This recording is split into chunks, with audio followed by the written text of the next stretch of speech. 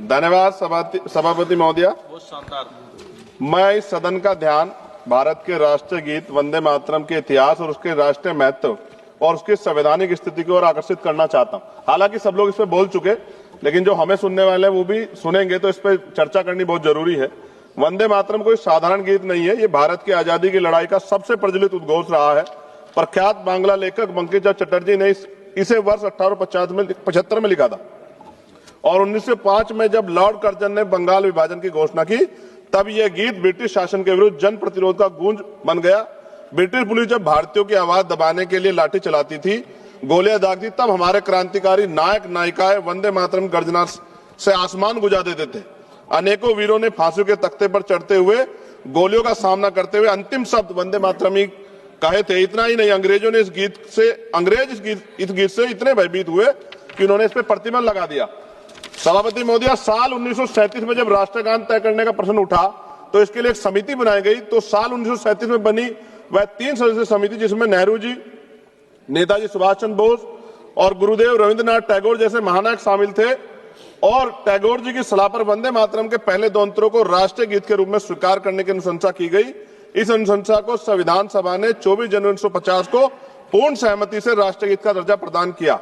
ऐसे में आज उसकी स्थापित, स्वीकृत और सर्वमान्य स्थिति पर अनावश्यक विवाद खड़ा करना न केवल इतिहास के तथ्य और संविधान की मर्यादा के विपरीत है, बल्कि यह उन महान विभूतियों, विशेषकर बोस जी और रविन्द्रनाथ टैगोर का भी अपमान है, जिन्हें आज भाजपा स्वयं अपने आदर्श बताती। मुझे याद है कि प्रधानमंत्री जी, पूर्व का जो पश्चिम बंगाल का चुनाव हुआ था, माननीय प्रधानमंत्री जी टैगोर जी का लुक धारण करके हमने सबने देखे। ऐसे में उन्हें टैगोर जी की स्पष्ट सलाह पर निर्धारित राष्ट्रीय गीत की स्थिति पर सवाल उठाना उनके विचारों और उनके ऐतिहासिक समिति दोनों के प्रति असम्मान की श्रेणी में आता है।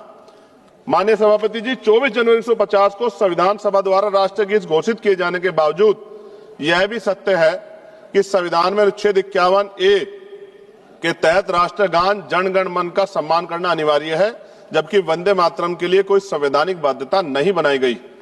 इसलिए वंदे मातरम का सम्मान हमारे नैतिक कर्तव्य है, लेकिन किसी भी नागरिक पे से अनिवार्य करना संविधान की भावना के अनुरूप नहीं। और हम संविधान को मानने वाले लोग हैं। हमारे महान स्वतंत्रता सेनानियों ने एक ऐसा भारत चाहा था जहां देशभक्ति, स्वतंत्रता और सबकी आस्था तीनों का सम्मान साथ साथ रहे। वंदे मातरम इस देश की आत्मा में बसता है, परंतु देशभक्ति को किसी एक नारे, एक गीत या एक प्रतीक तक सीमित करना भी उचित नहीं। हमारा भारत संविधान, विविधता और स्वतंत्रता पर विश्वास करने वाला है। इसी संदर्भ में मैं संविधान निर्माता परम पूज्य डॉक्टर बाबा साहब अम्बेडकर की एक अमर पंक्ति कोट करना चाहता हूं, जिसमें उन्होंने कहा, राष्ट्र व्यक्ति से बनते हैं, मिट्टी से नहीं बनते। यानी राष्ट्र की असली शक्ति उसके नागरिक हैं, उनकी चेतना, उनके अधिकार, उनकी स्वतंत्रता है। मैं इस सदन में यह भी कहना चाहता हूं कि वंदे मातरम हमारा गर्व है, हमारी विरासत है, लेकिन गर्व को कभी जबरन थोपा नहीं जाता। गर्व दिल से स्वीकार किया जाता है। वंदे मातरम वो गीत है जिसने अंग्रेजी साम्राज्य हिला दिया था। आज इसे राजनीति में घसीटना, उसकी मान्यता को कम करना। वंदे मातरम हमें जोड़ता है, तोड़ने की पहचान भी बताता है। जब इसे हथियार बनाए और उनकी नीयत देश नहीं, सिर्फ आपकी अपनी राजनीति चमकाना हो। सभापति महोदय, आज भी अगर कहीं कोई आंदोलन होता, मैं एक अधिवक्ता हूं, उत्तराखंड के देहरादून में अधिवक्ता 29 दिन से कड़क ठंड में बैठे हैं, इसी राष्ट्रीय गीत को गुनगाते हुए आंदोलन कर रहे हैं कि हमें सरकारी चैम्बर सरकार उत्तराखंड की दे। मैं बात आपको इसलिए कह रहा हूं, हमने किसान आंदोलन देखे, पहलवान बेटियों का आंदोलन देखा, अध्यापकों का आंदोलन देखा, युवाओं का आंदोलन देखा, लेकिन मैं ये भी मानता हूं कि सत्ता इस पर राजनीति कर रही है। और अंत में सभापति महोदय, वंदे मातरम है दिल की धड़कन, इसे लड़ाई की दीवार मत बनाओ, इसे लड़ाई की दीवार ना बनाओ। मां के नाम पर नफरत की राजनीति का बाजार ना सजाओ। हम सम्मान से कहेंगे फर्ज है हमारा, पर किसी नागरिक की आजादी पर पहरा ये संस्कार नहीं हमारा। सभापति जी, इतिहास पे बात होगी, जो आज नहीं है उन पे बात होगी, लेकिन वर्तमान पे भी तो बात होनी चाहिए ना। वर्तमान पे, इतिहास से हमें सीख लेनी चाहिए। आज क्या हाल है देश के? बुनियादी सुविधाएं लोगों को नहीं मिली, रोटी कपड़ा मकान की व्यवस्था नहीं है, और जुल्म, जाति, अन्य अत्याचार दलितों पे, पिछड़ों पे, मुसलमानों पे, आदिवासियों पे लगातार जारी। और कोई कहने सुनने वाले जब भी कोई अपनी आवाज उठाएगा, उसको देश विरोधी घोषित कर दोगे, धर्म विरोधी घोषित कर दोगे। इस प्रथा से क्या देश आगे बढ़ सकता है? एक ऐतिहासिक प्रमाण बता रहा हूं जी, खत्म करते हुए ऐतिहासिक प्रमाण बता रहा हूं।